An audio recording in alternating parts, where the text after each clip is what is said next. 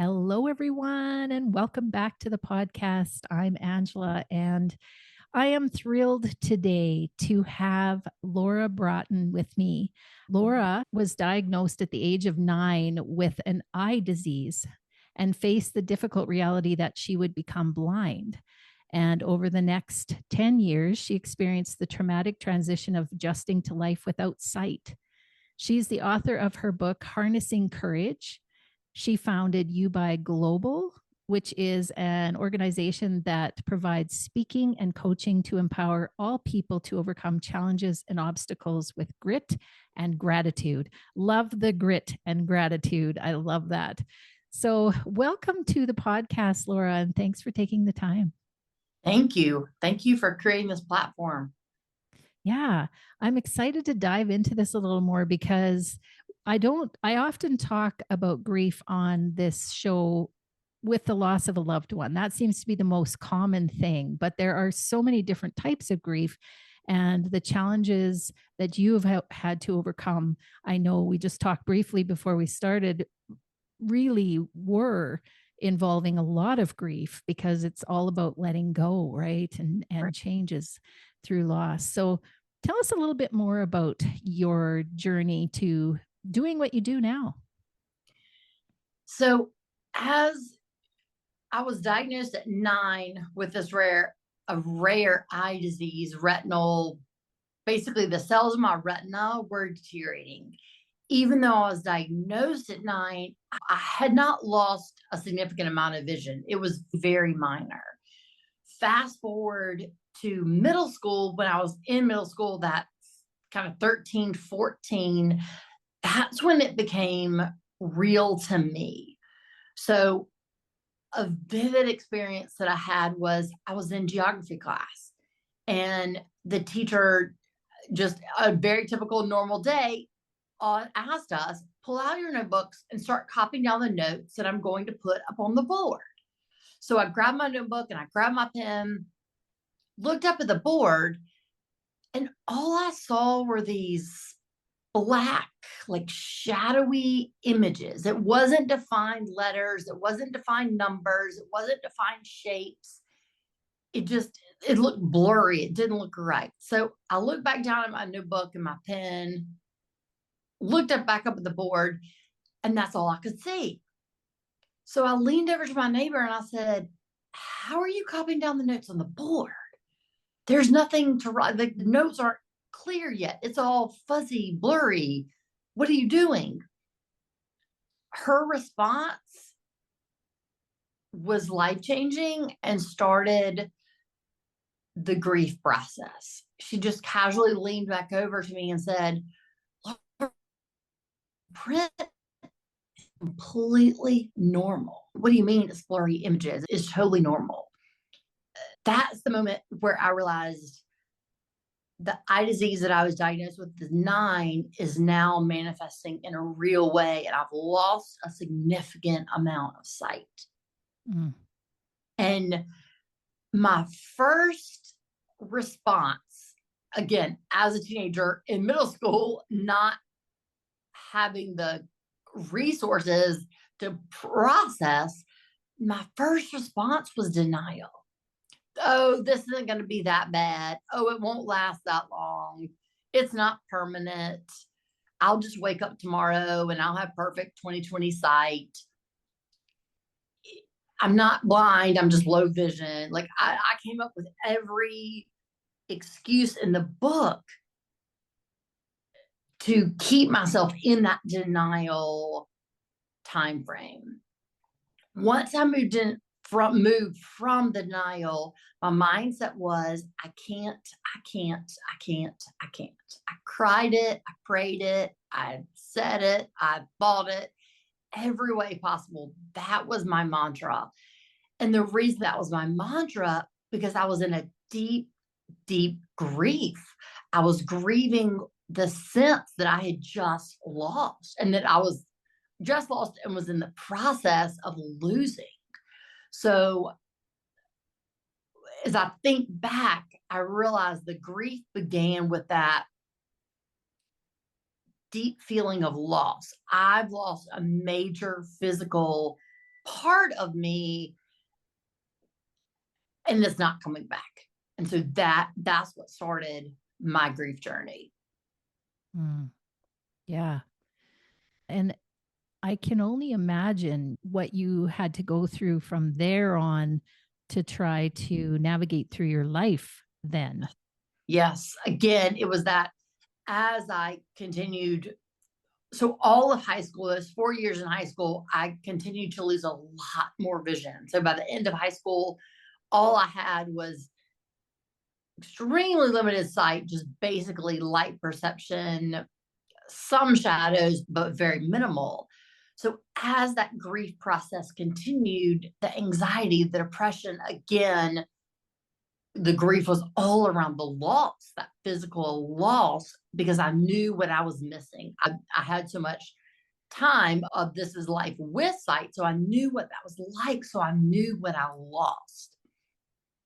And for me, and what helped me to move forward from that grief, not to move past it, but to continue to grieve and move forward, was the support around me. So as I was in deep grief, and that manifested in anxiety, panic attacks, depression, it was the gift of the support around me.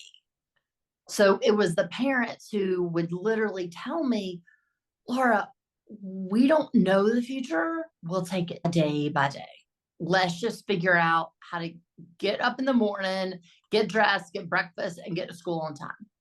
We can meet, let's work on that goal. And once that's achieved, then we'll focus on the rest of the day.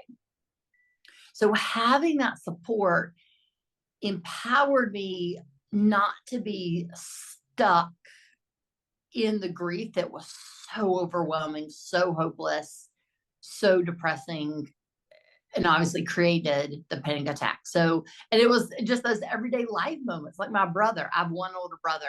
So him just continuing to treat me normal, continuing to treat me like that little annoying baby sister that drives him crazy every day in every part of his life.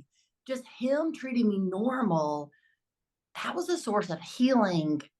Again, not to move away from the grief, but to live with the grief and keep going. Mm-hmm. Yeah. And I love how you mentioned the support around you and how that really helped you get through that, because I felt that same way when I lost Blaine, especially initially. It was that support that really Yes. kept me going day Yes. to day. Yeah. Absolutely, 100%. And that support makes all the difference. And the support can even be just that stranger or that person you don't know very well in the grocery store who just says a kind word, or just that act of kindness. That's incredible support.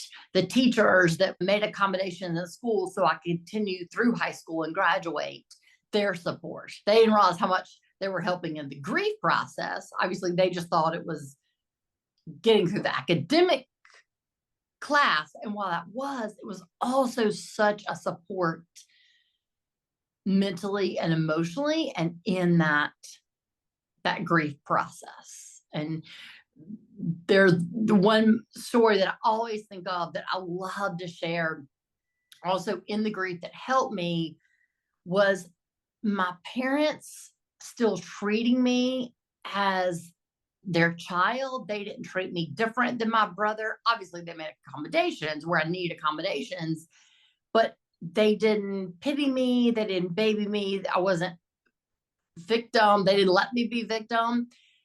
And in my mind, as I'm grieving, again, as a high schooler, my thought was, oh, okay, I figured out this grief thing. So I'm going to cope with grief by just getting out of all the chores at home. So I'm just going to use this grief to just say, I can't do anything in life and just shut down. And a story that perfectly illustrates that is one night I said, okay, this is my idea. In my head, I had this brilliant teenage thought. So when my mom said, Laura, you have to unload, it's time to unload the dishwasher. That's one of your chores. So unload the dishwasher. My immediate thought was, And what I said was, oh, Mom, I can't unload the dishwasher because I'm blind. I can't unload the dishwasher. I can't put the silverware in the silverware drawer. And she, being a teacher, elementary school teacher, turned around and in that teacher voice said, Laura, unload the dishwasher. And she said it with the voice that you don't respond to that. You don't question that. You just say she knows she means unload the dishwasher. And then instantly I was like, oh, well, that's mean. She's not supporting me in my grief. She's so mean. What I realized and what I tell her to this day is that was an incredible source of healing because she was teaching me, she was showing me, yes, you're grieving. Yes, this is hard. Yes, this is incredible loss. And you are still you and can continue to move forward.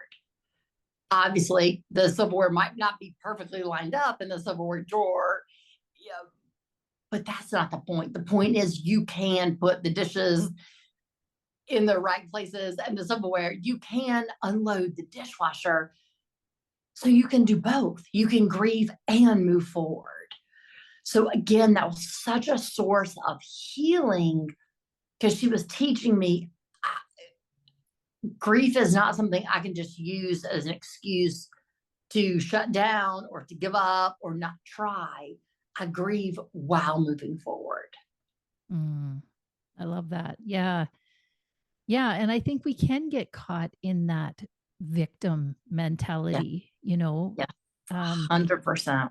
And people will look on us with pity sometimes for the situation that we're in, which is awkward too. Extremely awkward. Yes. Yeah. That actually made my grief worse. That actually made me more depressed when people would pity me. Yeah. It made my panic attacks worse. Yes, it was incredibly hurtful. Yeah. So what do you think, like, what were the things that people, I know you touched on this a bit, but what did people do for you that stands out for you that really helped you and supported you in your grief?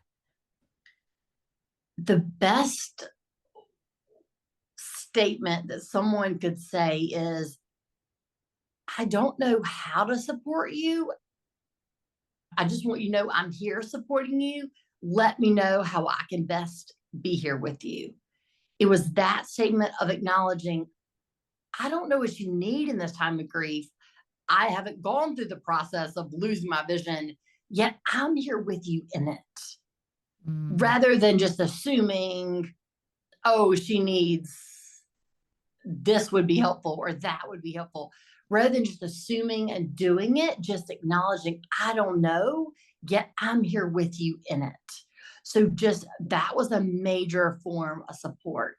Another incredible support of healing was what I shared about my brother. Just him continue to treat me like his normal little sister. He didn't treat me different or less than, or again, that pity, because all of a sudden I couldn't see. So same for my friends. When we just continue to talk about fun things at school or whatever, what music we liked, or just a normal conversations, were deeply, deeply healing. So just again, people acknowledging, I don't know how to support you, yet I'm here to support you. And then just those normal everyday moments. And then the third perspective that really, really helped me was just people sitting with me when I was sad. When I was crying, just letting me cry. When I was angry, just being with me in the anger. Rather than I feel angry and someone saying, oh, just get over it. Oh, move on. Oh, you're amazing. You're so great. You're so inspirational. Instead of minimizing my feelings, validating and sitting with me in the grief. Yeah. Yeah. And I think we talk about how feeling the feelings really helps to release them. Yes. Pushing them away is really how we hang on to them. Yes. And when people can sit with you in that and support you in that, I don't think people realize how important that is. Right. for the person who's grieving, because that's helping them sit in those emotions and helping them release them in that way. Because you almost think you have to fix it or you have to do something, like we can't Right. leave her feeling like Right. this. Right. Right. Right. She'll never stop Yeah. crying if we let her cry. Yeah. Right. Yeah, exactly. Yeah. Yeah. Yeah. I have one short story that I would love to share about that. And Sure. so when I was I was going to say grad school, but it was actually after grad school, my first guide dog, who had her for 11 years, and she was an amazing, obviously helped me physically navigate through the world, but a huge part of my emotional healing as I continued to go through the grief process. When she died, that grief process was so intense because I was grieving her death, her presence, and also that took that in a mindset level took me back to losing my sight again. Mm-hmm. So I was deeply grieving, and I was with a friend, and we were at a conference, an event. And so there were lots of people around, and we were at this dinner, and she came up and sat down beside me. And when everyone walked away, she said, "How are you doing?" And it wasn't that, "How are you doing? Let's talk about the weather." It was Yeah. that like deep, we've got 30 seconds before someone else walks up. "How are you really doing?" Mm-hmm. And I just instantly responded, "It feels like I'm sitting at the bottom of the Grand Canyon. The rest of the world is at the top of the Grand Canyon. I'm all alone, and I have absolutely no clue how I'm going to get up to the top. I don't have the strength. This grief is too much." And her exact response was, "I'm sitting at the bottom of the Grand Canyon with you."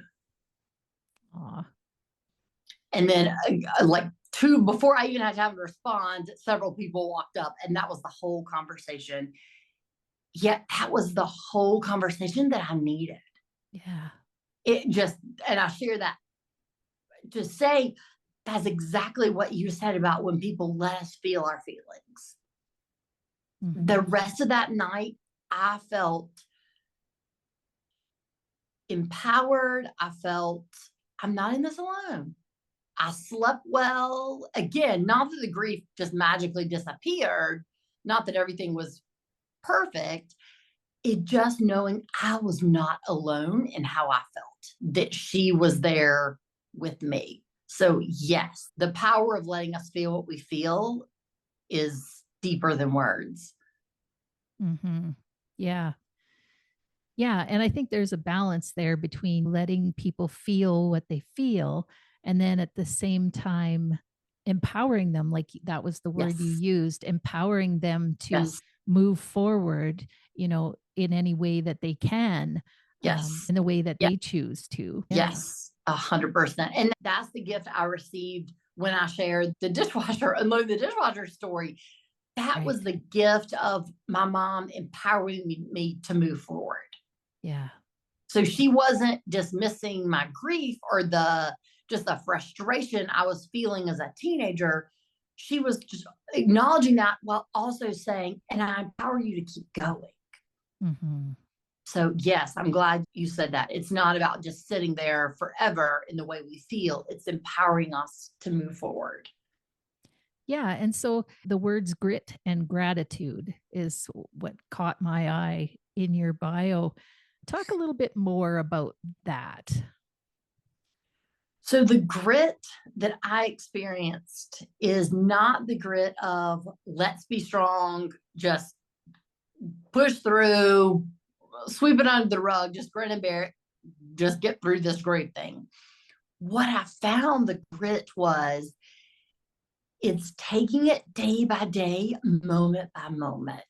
Just as I shared in those high school days, having the grit to say, okay, all I have to do is wake up, get showered, get dressed, have breakfast, and get to school on time. That's my goal for the day. Mm-hmm. So taking it day by day, rather than saying, "Oh my gosh, how am I going to live the rest of my life as a person without sight?" Right. I have no idea how to accomplish that. So it's just going to overwhelm me. And yeah. So the grit that I experienced was the moment to moment, breaking down the day into moments. Literally, I would take it hour by hour by hour. What do I need to do to get through one class and then the next class and then lunch? So again, before I could have that grit for myself, it was the support of the family, the friends, the teachers that held that grit for me. Then there was that point, just like you were referring to the empowerment, there's that point where I had to accept that grit for myself. And I had to choose that, yes, I'm continuing to grieve and I continue to move forward day by day by day. And again, a very significant event for me in that grit process, and what gave me the ability to choose that grit, was an interaction with a mentor. So right before I started college, it was literally like a week before college, I was in my mentor's office, and I don't remember why we were meeting or what it was about, but she just at the end of the meeting said, Laura, I just want to let you know, you think you're through this grieving. You think you grieved in high school and now you're starting college, and so you're not going to grieve anymore. I just want to let you know that you will continue to grieve the rest of your life. And that's not a weakness. That doesn't mean you haven't accepted your new normal. That doesn't mean anything's wrong with you. It just means that grief will always be a part of your life because you will constantly grieve what you do not have. And again, in that moment, my teenage thought was, no, I'm good. Thanks for that advice, but I've done the grief. I'm over. I'm ready to move forward. Mm-hmm. What I realized was she gave me permission. She gave me permission to grieve and also choose to keep going. So she gave me permission to hold both truths at one time. Mm-hmm. Because I thought if I had to stop grieving, again, like you talked about pushing those feelings away, I thought I had to push the grief away to show myself and to show the world, oh, I moved on. Mm-hmm. I didn't realize I could continue to grieve the loss and move forward with my future. So permission is exactly what she gave me. And still to this day, grieving is a part of my everyday, yet I understand it as just part of my life experience. It's not a weakness. It doesn't mean it's wrong. I can grieve and choose to have that grit at the same time. So I share that experience that because it deeply connects with the grit. For me, it gives me the grit every day to choose the grit of grieving and moving forward. Yeah. And I like that. And that's one of the things that I talk about a lot, because when I first lost Blaine, I was told many times that I would grieve forever. That was, yeah. And it was one of the things that really actually bothered me because I was thinking in that moment how devastating life was, and that yes. I would feel that way forever. Yes. Right. And so that was part of my big mission, was to figure out, is this really true? Is this how I'm going to feel for the rest of my life? I'm going to feel like this. Yeah. And then I realized that grief is a process and right. a God-given gift, actually, for yes. us to move through all of the losses of life, because there's going to be many, all different kinds, right? Yes. Right. And 100%. So it's not like this devastating, it's really, to me, not even a feeling. Right. I completely agree. Yeah, it's a process, and it has many feelings. A lot of different feelings come up with that process, but it's really not, it's not a feeling in itself for me. Right. So, right. And so, yeah, I like to clarify that, because I always thought, when people hear that, you will grieve for a lifetime. Yes. Holy schmackers. Like, Really? This is how That I'm I'm gonna turn this podcast off, right? This is not hopeful. yeah. Yeah, but I know what you're saying because that those losses continue to happen, and Yes, this helps us move through knowing that it's a yes, process and that it runs alongside in our life to help us through that. And it's really, exactly. yeah, not something we want to push away, that's for sure, because you're Right, definitely not right. going anywhere without it. So that's Yes, great. yes. Thank you for clarifying that because it's such a part of my experience. Yes, it's you don't even realize. Yes, it's not like Yeah. you're living in a deep hope, despair. Hmm. It's not. It's Yeah. just an acknowledgement of the loss. Yeah. And perfect, again, real world example is, I mean, it can be anything in life, but just specifically, if my brother talks about pictures or whatever of my nieces or nephew, and I'm like, oh, in my mind, when I'm a perfect example of the grief and move forward, I'm like, oh gosh, I hate that I can't see that. I can't see the picture. I Hmm. wish I could. And what I can do is call my niece, like she just got her driver's license. No, I can't see her picture in the car or whatever. But what I can do is call and hear all about her experience. Let me call her and she give me her experience of driving and learning to drive and all of that. So Right. thank you for saying that. So I could, yeah, give that example of is just an acknowledgement of, gosh, this is hard. Gosh, this is Hmm. sad. And so here's what I can do about it. Yeah. Yeah. Yeah. And I like how you talk about you can feel that sadness and take that with you, but it doesn't have to stop you living Right. life fully, Right. joyfully. Yeah. Right. Absolutely. And then 100%. you mentioned, sorry to interrupt. And then you No, you mentioned said, the gratitude as well. And so I'm anxious to hear more about that piece in there. yeah. So gratitude, I can't say enough. That has actually been one of the main sources of healing for me emotionally, mentally, spiritually. So again, in those high school days when I am incredibly severely depressed and anxious and trying to figure out how to adapt to life without sight, one of my mentors, again, a high school teacher, had said to me, Laura, I want you to start focusing on gratitude. And every day, I want you to write down 3 things you're grateful for. And don't repeat. I don't want you to repeat. I want you to think about very specifically 3 things you're grateful for from that day. So again, in my teenage brain, my first thought was, you're not a good mentor. I Mm. don't think you need to be like being a mentor to teenage girls, students in general, anything. I'm severely depressed. I'm anxious. I'm grieving. I have nothing to be grateful for. So, in my stubbornness, in my desire to prove her wrong, I started writing down what I was grateful for. And the one day became 3 days, and the 3 days became a week, and a week became 3 weeks. And what I realized is I thought she was saying, write down what you're grateful for because of the blindness. Mm. What she was teaching me was write down what you're grateful for that helps you navigate through the blindness. Mm. So she was not telling me be grateful for the depression, be grateful for the grief.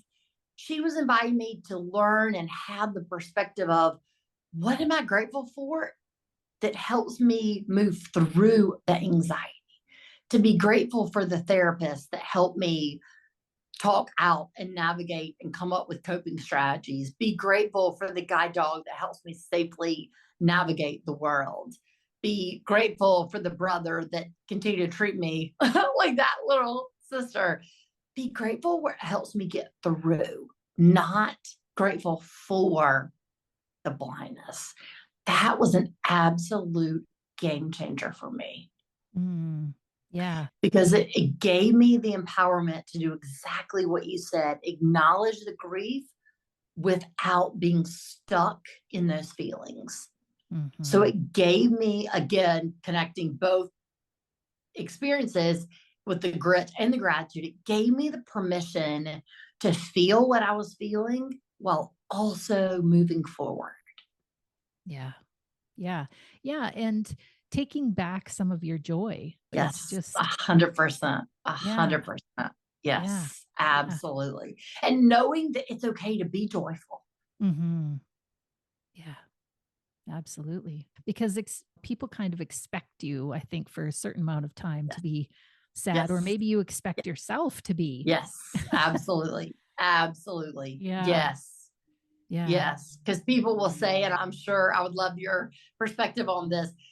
People will say to me, both then as I was initially in the adapting to vision loss, and even now all the time, oh, but you're just so happy. You're just so joyful. Like you're laughing, as Yeah. though I couldn't do both. It means if I'm laughing, I'm joyful, then the not having vision doesn't bother me. Right. And I think it's Because, hard to understand that. I know I didn't before I lost Blaine. Like I didn't yes, understand that yes, it's okay to have yes, multiple feelings and yes, not to allow the sadness to cloud over the joy, because that was for right, a while. It felt like every joyful activity I used to do felt sad because Blaine right, wasn't there. And then I right. realized, why do I do that to myself? Why can't I just enjoy this moment and not Enjoy. worry about the fact that, you know, Right, and, right. and once I started to separate them a little bit, then I realized, yeah, like I can totally be completely joyful. In fact, in some ways, I feel like I feel the emotions more now than I ever did, both 100%. directions, right? So, Yes. yeah. So the I joys could are, not agree more. yeah, Yes. yeah, yeah. It's brought a lot more color and vibrancy into my life. And that sounds strange, but that's just how it is. I know, I completely agree. That has been my experience. And that's why gratitude has been such a healing resource. Yeah. I am more deeply, deeply grateful than I ever have been before. And that, yeah, that you're right. The gratitude is deeper and the grief is deeper, and both can be true. And that's okay. Yeah. Yeah. And it feels good. You know, you feel like you're Yes. in a good place. You're in a place where you can handle challenges that are coming up and obstacles because you've been through it and you know you can Yes. do it. Yeah. And so then you go into life with a lot less fear and anxiety because you just Yes. know, you can Yes. handle it. Yes. Yes. I've already been at the bottom of the Grand Canyon, Yeah. Yeah. sitting there feeling alone, you know? Yeah. And somehow I did climb out. Right. Yeah. So yes, I Yeah. completely agree. That has definitely been my experience with a totally different type of loss. Yes. Yet that has Absolutely. been my experience. Yeah, and I love the comparison that's going on here and how similar the process is for whatever type of grief that you're experiencing. Yes. Yeah. Yes. So tell people how they can contact you and tell them about your organization. So the reason that I created the organization and what I do within that is speaking and coaching. So speaking to groups, but then also working with people one on one. And the passion for that, the reason for that is to give back and to pay forward the support and just the resources that I received in that deep time of grief. I was surrounded by support that empowered me to move forward. So to me, to give the pain purpose, to give other people that empowerment of this is what I received. And so I want to share it with you. So in the speaking, in the coaching, I talk about the grit and gratitude. And then as we go through times of change, times of loss, times of uncertainty, how do we use those two resources in balance to move forward? So I love being able to empower others just as I was empowered by so many people. Mm, I love that. Yeah. And so tell us a little bit about how people can access this support that you're providing. The best place is through my website. So laurabratton.com has all the resources on the speaking, the coaching, the book. the best way to get in contact. Everything's on the website. Excellent. Yeah. And is there anything else you want to add before we wrap up? To give yourself permission to grieve while also knowing you have gifts and purpose and value to add to the world. In times of deep grief, we're so, and at least in my life experience, I was so overwhelmed with grief. It was easy to only focus on the loss. So just to give people permission that as you continue to work through that process of deep loss, whatever type of loss, death or non-death loss, to grieve, to have permission to grieve, and also to remember you have gifts. You matter to this world and you have a purpose that's needed. I love that. So I encourage people to check out your website. And I know they've heard a lot of wisdom today. And I know that you would be a really great support to someone looking for their next steps on their journey through life. And so thank you again for taking the time today. Absolutely. And thank you for creating this platform to talk about grief and the power of moving forward. Yeah, thank you so much. And thanks everyone for listening. And we'll see you next time. Bye for now.